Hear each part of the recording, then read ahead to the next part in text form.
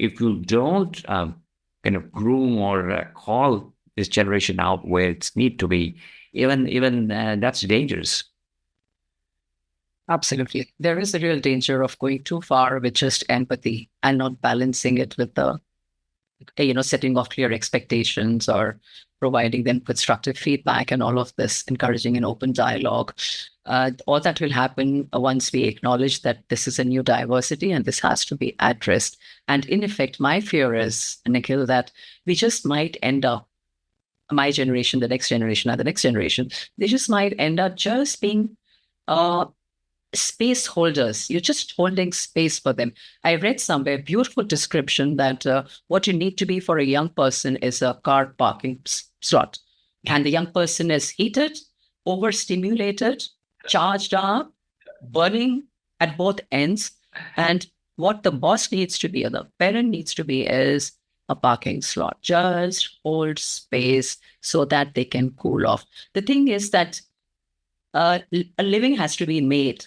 And we have to be progress, and inventions have to be done, and the wars have to be fought, and cricket matches have to be won, and movies have to be made. All this life has to happen. Yeah. It cannot be happening from a parking slot. Yeah. And I think my generation, our generations have been caught so by surprise at what they're seeing around them. And when my child comes and tells me, I think I'm a woman trapped in a man's body, it takes me time. I understand now, but it takes you time. Yeah. There are new phenomena around you.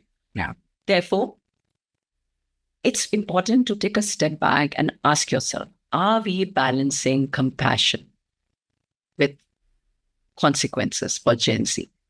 Yep. Yeah. Are we setting clear expectations, firstly? Are we spelling out the standards? You offer encouragement and your resources, but you also spell out what you expect.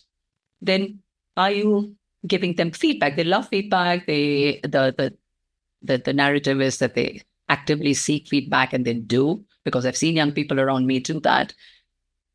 Is it empathetic but constructive also? Are you addressing mistakes and offering areas of improvement? Sometimes in a manner which can set them off, tick them off, but you have to do it in a manner keeping in mind what makes them tick, what makes them tick, what makes them go. So remember that. Then are you encouraging an open dialogue? Sometimes we are so frightened of what is coming our way, we don't foster open communication. You'd rather fight or flee. We need to stand ground. Bosses need to stand ground and be comfortable discussing challenges and concerns. And the whole idea is to maintain accountability, at the same time, provide the appropriate support that they need. And of course, fair and consistent consequences, Nikhil. Yeah.